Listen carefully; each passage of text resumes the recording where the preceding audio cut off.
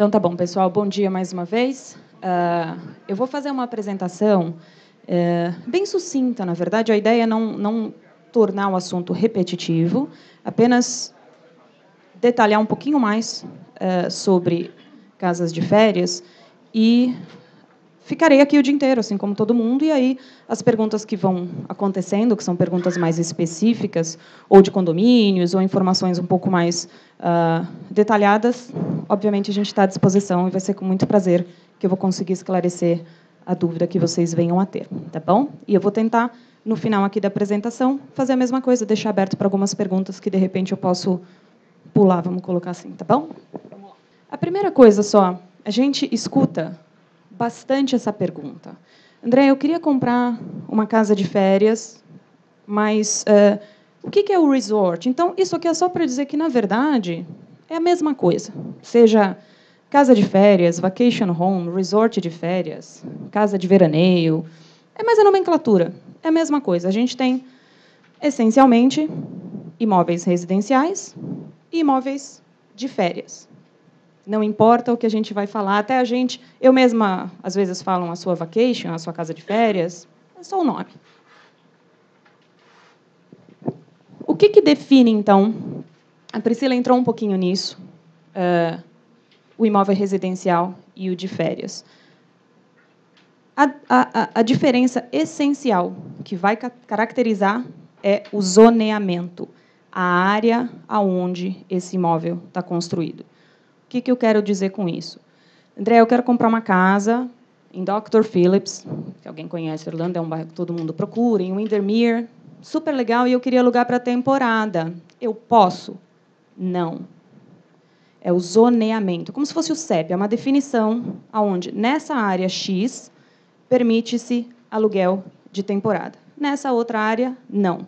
Então, todas as áreas residenciais, a gente cai um pouquinho no que a Priscila estava mencionando, aonde você pode comprar, você pode morar, você pode deixar vazia, você pode alugar, entendendo que, nesse caso residencial, volta no que ela falou, é um aluguel de 12 meses ou algo assim, para não voltar no assunto. Quando você pensa em casa de temporada, aí sim, você está na área aonde você pode, de novo, a mesma coisa, você pode comprar uma casa e deixar vazia, você pode comprar a casa e usar determinadas vezes ao ano e deixar fechada, ou você pode comprar a casa e deixar com uma empresa que vai gerenciar, e essa sim vai deixar a casa alugando enquanto você não está lá. Então, essa é a receita para quem quer ter um imóvel, que você vai usufruir desse imóvel, e enquanto esse imóvel está vazio, você pode deixar alugado. E só para deixar claro, o pessoal às vezes tem dúvida, não é timeshare, é um imóvel normal. Você vai investir em um imóvel, você pode vender, não tem diferença. Não é um hotel, não é conceito timeshare que você não pode usar. É uma casa, como qualquer outra, ela só está numa área que permite esse aluguel. Tá bom? Aqui, onde então estão esses condomínios? Se eu quiser, André, eu estou interessado numa área de férias, numa casa de férias, aonde? Onde estão essas casas? Normalmente em Kissimmee, em Davenport, em Haines City, em Claremont. Muitas vezes a gente nem escutou esses nomes, porque o que a gente escuta é condomínio de férias próximo ao parque, condomínio de férias 5 minutos da Disney.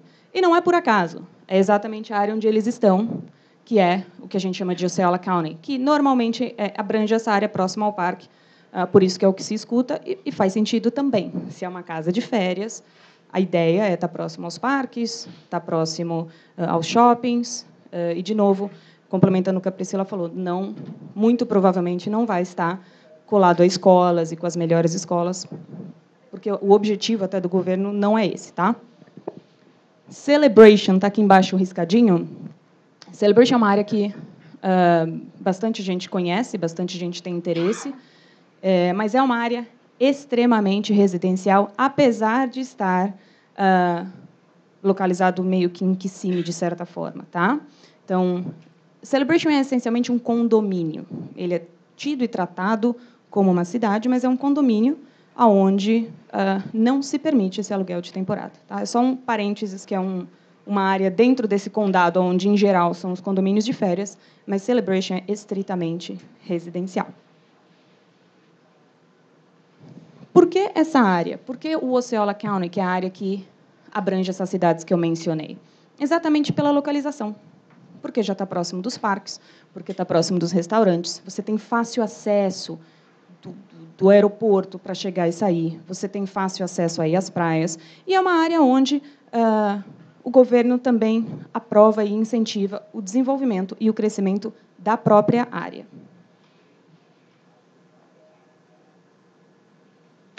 Agora, só entrar um pouquinho, vou explorar um pouquinho esse slide aqui, que é uma coisa importante. Então, a gente já falou um pouquinho da definição, da localização, que a gente já esclareceu que não é em qualquer área, sim nas localizações específicas. E aí as casas de férias, elas têm algumas características que são específicas delas e que é importante a gente passar aqui um pouquinho para começar a tirar algumas dúvidas que, de repente, são dúvidas comuns. O condomínio a gente fala que é o HOA, é o HOA, significa que é o Home Owners Association. Tá? É a associação dos condôminos. Então, de uma maneira geral, o valor de um condomínio, que normalmente é pago mensal ou trimestral, mas o valor de um condomínio de casa de férias, ele tende a ser um pouquinho mais alto do que uma casa residencial. O que isso quer dizer?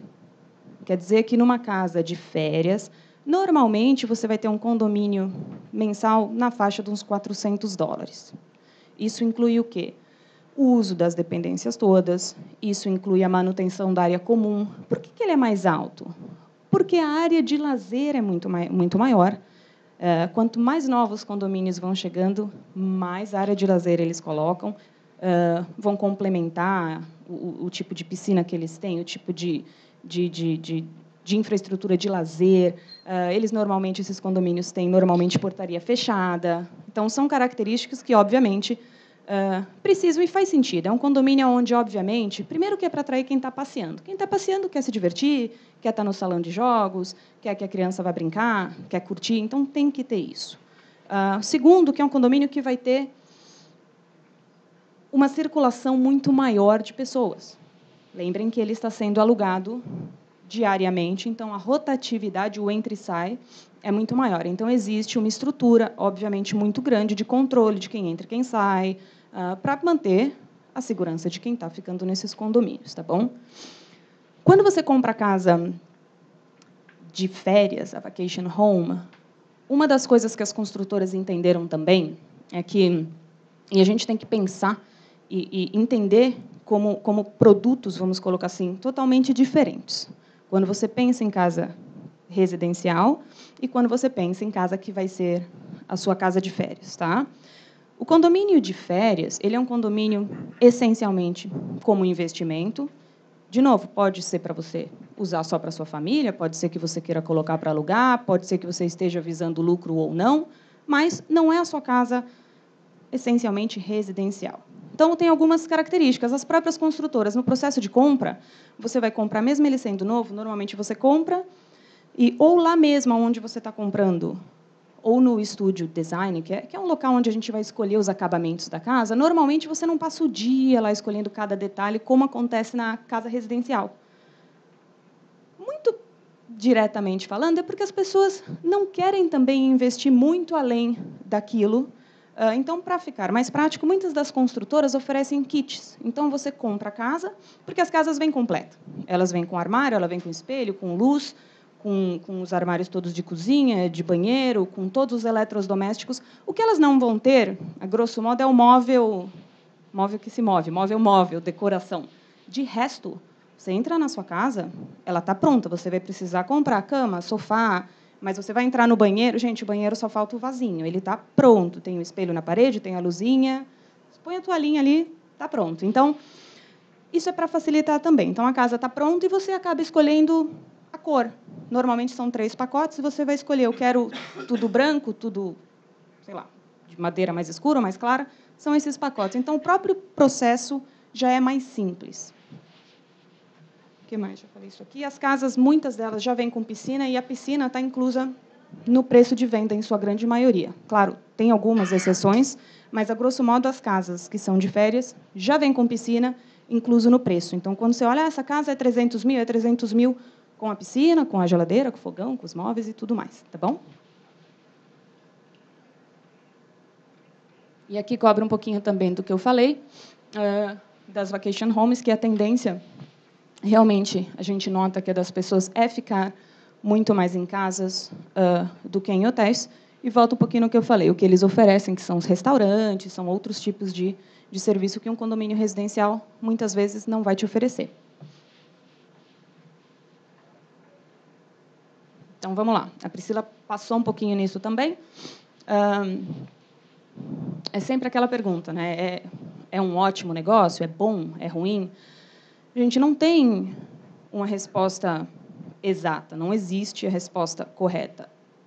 É um bom negócio se for aquilo que atende à tua expectativa e aquilo que você busca.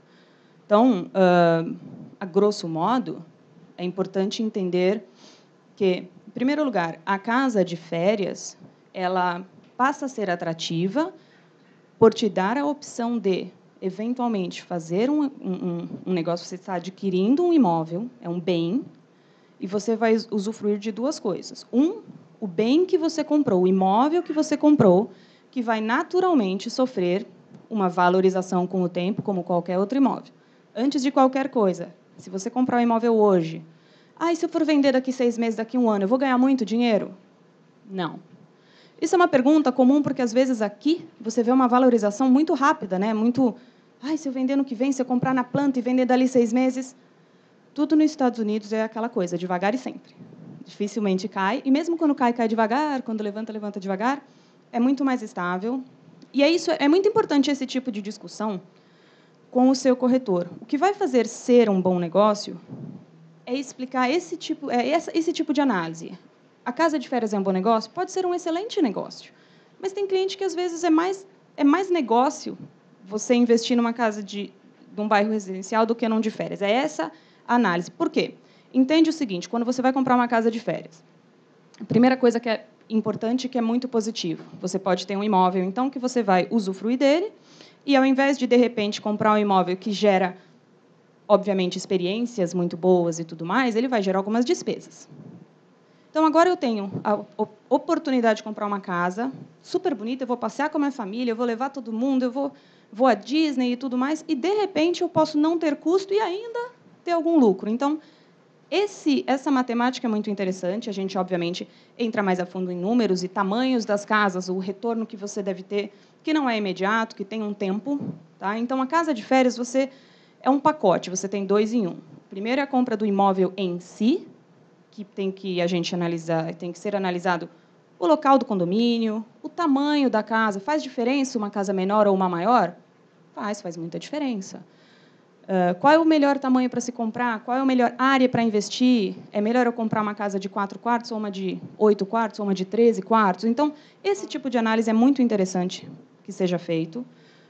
E aí, definindo o imóvel, você tem, então, a segunda parte, que é um negócio. Você agora abriu um negócio, é uma empresa que é a sua pousada, vamos imaginar assim.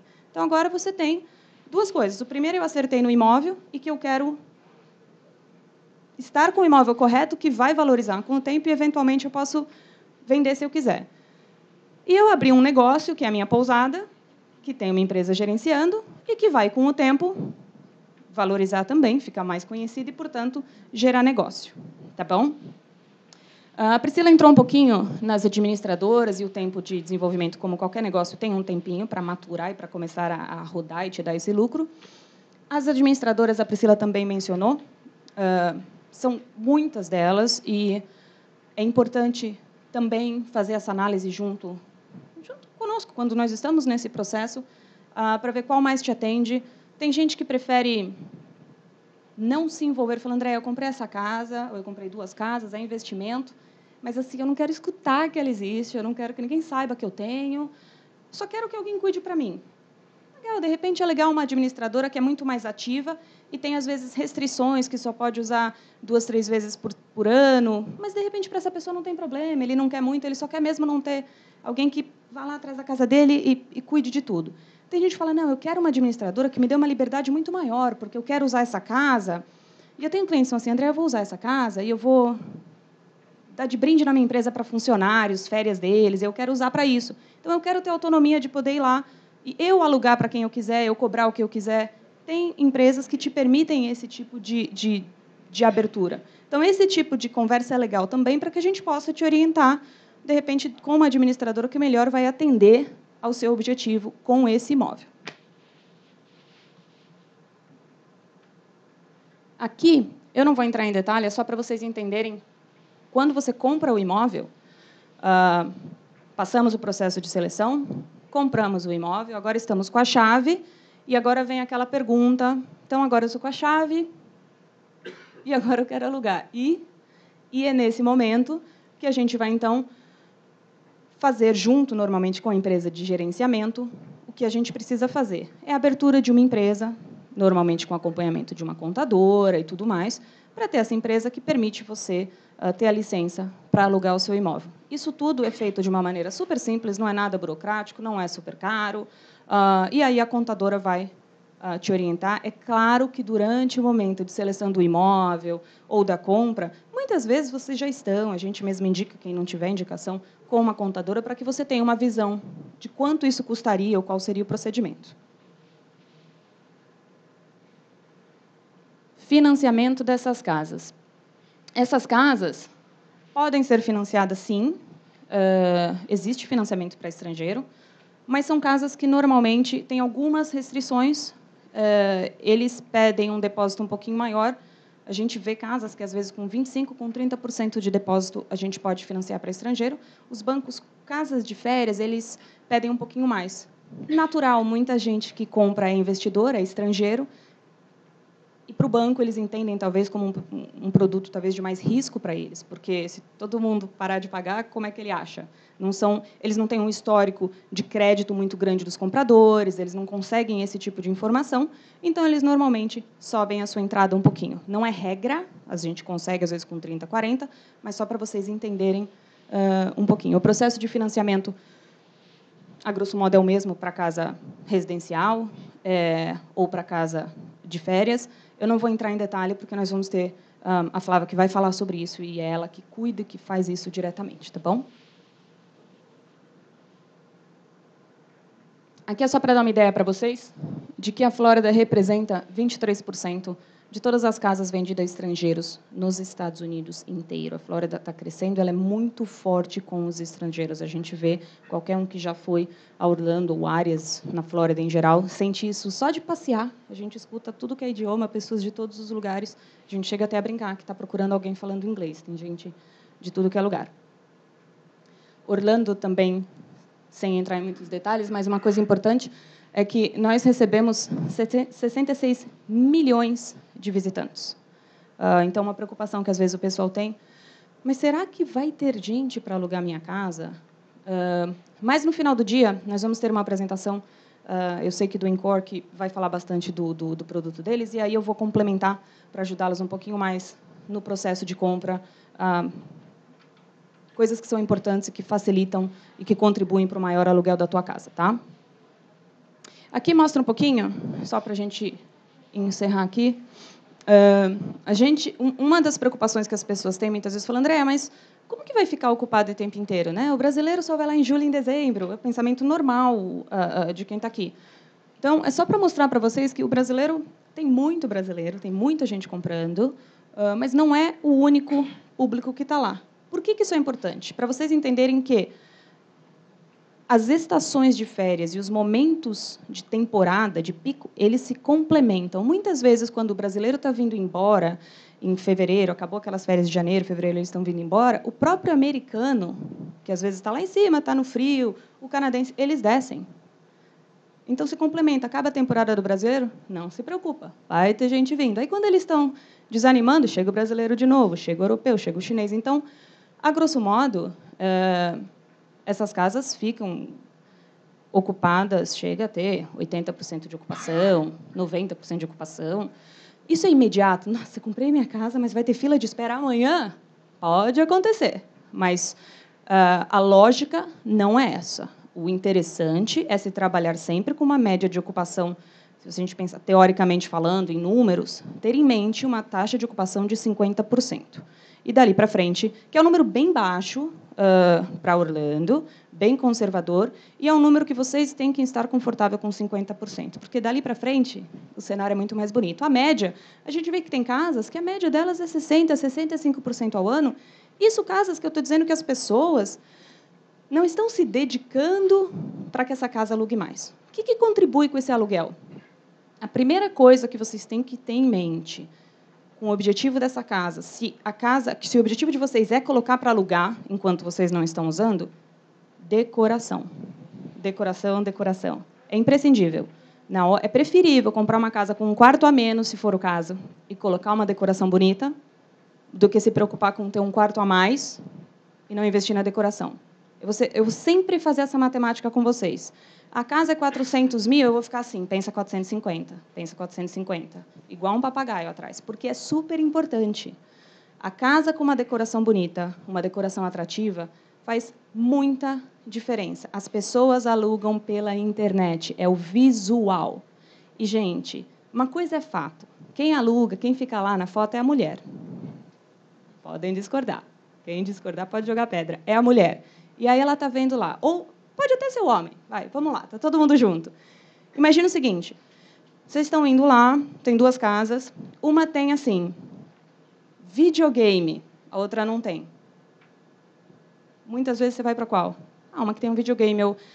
Você está levando, sei lá, sua filha, o seu filho está assim, quarto temático, sei lá, do Frozen. Se você tem uma menina, um é quarto tudo branquinho, outro é o quarto da princesa. Qual você vai? E aí você pega a sua mulher e fala assim, essa aqui tem uma cozinha com granito lindo, uma torneira que faz assim, e a outra tem uma torneirinha. Qual você vai? E o que é importante também é que a diferença no aluguel da casa que tem a torneirinha e o quartinho branco e da casa com, sei lá, entendeu? O negócio do Mickey, que cai do teto e tem a música, o quarto do Harry Potter e outras coisas assim, é muito pequeno. Se você colocar, sei lá, eu vou ficar lá 10 dias, vai te custar... A diferença, às vezes, é 150, 200 dólares. Então, as pessoas tendem a ir no que é mais atrativo, no que é mais bonito, porque é a experiência de você ficar numa casa que seu filho não vai esquecer nunca mais, que é o sonho da sua mulher, que entra em tudo que a gente está falando de ir a Orlando, que entra a Disney, é a experiência que você está vendendo. Aí você tem que pensar que você está com um imóvel, você vai vender a experiência que eles vão ter ficando na sua casa. Se for uma casa legal, ela vai achar legal, vai falar para a amiga, para a vizinha, foi legal, foi espetacular, a casa é maravilhosa, a torneira não sei o quê, a geladeira sai o suco, o negócio treme, o ar-condicionado. Aí a amiga dela quer ir, ela não vai pedir a casa naquele condomínio, ela quer aquela casa que a mulher foi, ela vai esperar para entrar naquela. Então, é esse raciocínio que vocês têm que ter. E que eu sou extremamente chata, que eu fico, gente, pensa nisso. E são coisas razoavelmente pequenas, entende? Se você está investindo no imóvel, não vai mudar por o papel de parede do Mickey ou o videogame do quarto não sei do que, faz bastante diferença, tá bom? Então, comprando casa de férias, pensa que é a casa mais o valor da decoração, tá ok? Aqui, eu nem vou me estender, isso aqui era só para dar uma ideia para vocês.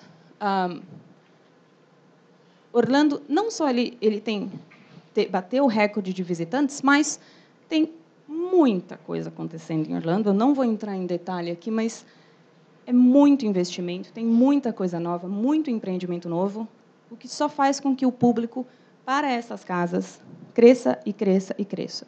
O segredo para ser um bom negócio de férias, para que eu possa encerrar e dar, obviamente, espaço para o Luciano, que vai entrar aqui falando mais com vocês, é analisar se o intuito de vocês é utilizar desse imóvel e ter a possibilidade de deixar alugado durante esse período que não se utiliza, e acertar, junto ao seu corretor, qual seria o melhor empreendimento. Não quer dizer que só uma casa de 10 quartos seja excelente, não quer dizer que uma casa, uma townhome, que seja o sobrado geminado, não seja bom. O que a gente tem que ter é o equilíbrio entre o tamanho, a localização e a área de lazer. Porque tem público para todas as casas. Por isso que é importante vocês estarem com uma pessoa onde a gente cria um relacionamento honesto. quase que de amizade, que é o que acontece muitas vezes, porque quanto mais a gente conseguir entender de vocês, o que vocês realmente querem, mais a gente consegue. Às vezes você está dirigindo e falando, nossa, isso aqui é perfeito para o cliente tal. Porque a gente está lá há bastante tempo. Então, como a gente lida muito com isso, a gente consegue, às vezes, pensar. Tem alguns resorts que, às vezes, não têm uma área de lazer tão boa, mas estão numa localização assim crucial, que é muito legal. E vai atender, e vai ter cliente para isso. E aí a gente vai também casar a administradora, que tem um público que é o perfil também do seu imóvel. Por quê? Não adianta ter uma casa pequena e colocar numa administradora que só lida com artista e que quer uma casa enorme. Às vezes não atende, ou vice-versa. Então, esse tipo de casamento, tudo tem que andar juntinho. E aí o resultado normalmente é muito positivo, e a gente vê o pessoal voltando e comprando mais, ou mesmo se quiser vender, fez a compra certa, no momento certo, entende o processo tanto de compra quanto de venda. Tá ok? Eu vou ficar aqui o dia inteiro, e aí a gente entra um pouquinho mais em detalhe, quem tiver dúvida, do processo de compra em si, do processo de negociação. Isso vai ser falado, muito provavelmente, pelo Fernando e pela Dom, que vão fazer explicações depois, é por isso que eu não vou entrar agora, para que eles não repitam o que, de repente, eu estou falando aqui, mas vou estar do lado de fora, meu cartão está lá, e-mail, a gente está à disposição para, de repente, poder discutir qualquer dúvida que eu não tenha, específica, de repente, que alguém tenha. Antes de eu passar aqui a palavra para o Luciano, tem alguma pergunta que, de repente, eu não cobri, que acho que pode ser genérica para todo mundo? Só uma dúvida. Você falou do condomínio que é mais caro. O IPTU muda alguma coisa em relação a uma casa residencial? O retorno, você falou do aluguel, 50% hoje de uma casa de $300 mil. Não tem de ocupação no mês. Renderia quanto? Tá, eu não vou conseguir entrar em números específicos, não é por nada, é porque é uma conta um pouquinho além disso. O valor de retorno, ele vai depender um pouquinho não só do valor de ocupação da casa, mas do tamanho da casa, e, portanto, esse retorno pode ser maior ou menor. Muito simples. Muito simples. O raciocínio genérico é o seguinte: a sua despesa mensal, o valor do seu condomínio, vamos pensar, eu tenho um condomínio de $400, eu tenho uma casa de 3 quartos. Eu consigo cobrar apenas um preço X para 3 quartos. Agora, se eu, no mesmo condomínio, eu tenho uma casa de 8 quartos, o meu condomínio se mantém o mesmo valor, mas agora a minha diária subiu. Porque agora eu tenho, muitas vezes, é o mesmo valor. Então, é esse o tipo de análise que a gente faria junto. Fala assim, olha, aqui, às vezes, você vai investir 50 mil a mais numa casa dessa, mas você vai ter um valor de diária maior, que, de repente, pode aumentar a sua lucratividade. Então, esse tipo de raciocínio é muito interessante a gente ter, e, na verdade, interessante não, ele faz parte do processo, tá? A gente fazer esse tipo de cálculo, se você está financiando ou não, porque, obviamente, se você está financiando, você tem um pagamento de mortgage, a sua parcela de financiamento, que vai afetar no seu rendimento. Então, esse tipo de conta, vamos colocar assim, a gente faz sempre, tem de uma forma genérica, eu posso te passar algumas coisas depois por e-mail, te dar uma ideia do que é, mas o importante é o seguinte, é não ter expectativa de ter um lucro imediato. Tem pessoas que têm 3%, 4% de lucro, tem gente que chega a mais. É possível chegar a isso? É possível. Vai ser nos primeiros 2, 3 meses? Não. Muito provavelmente não. O que vai influenciar a maior lucratividade? De novo, o visual da casa, a decoração, a administradora, a sua participação ou não junto à administradora. Participação que eu digo, tem gente que cria um Facebook, coloca mais coisa, é mais ativo. Esse tipo de coisa tudo contribui. E, com o tempo, tende a ir aumentando. Existem várias pessoas que fazem esse tipo de decoração. Uma coisa muito comum que a gente vê em Orlando são pessoas que fazem os famosos pacotes que a gente fala. Esse pacote ele abrange o quê? Não só a decoração, no sentido de móveis mesmo, e pintura de parede, o quadro, esse tipo de coisa, mas também eles equipam a casa inteira. Então, quando você chega na sua casa, aí está como um hotel, tá? A toalhinha te esperando, o garfo, o forrinho na geladeira, o forrinho na gaveta, está totalmente equipada. Isso, de novo, é importante por quê? Porque as empresas de gerenciamento têm normas que elas têm que seguir. Não é qualquer toalha, não é qualquer número de toalha, não é qualquer cor de toalha, não é qualquer tipo de lençol. E aí muita gente me pergunta, quanto custa? Tenha em mente 10%, 12% do valor da sua propriedade.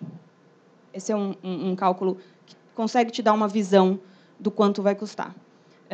Vale a pena fazer sozinho? Olha só. Não, porque, na verdade, você ir à loja comprar, tem gente que fala, eu sou decoradora, eu sei fazer.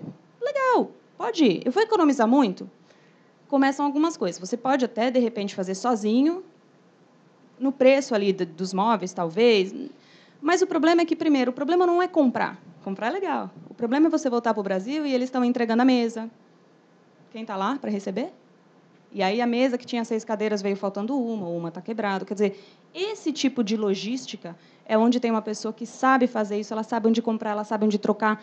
Uma outra coisa, você vai comprar sozinho, aí você entrou, sei lá, na Ross e achou lá um conjunto de pratos super legal. Aí quebrou um deles. Aonde você acha para repor? Então, esse tipo de conhecimento são que essas pessoas, é o mercado delas, é o trabalho delas. Elas entendem, a minha sugestão é fazer com um profissional.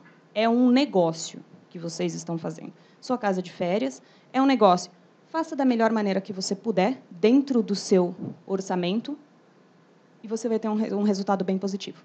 Tá ok? Gente, um bom dia para todo mundo. Queria agradecer a presença de vocês e a gente vai estar do lado de fora aguardando, tá ok? Obrigada, bom negócios a todos.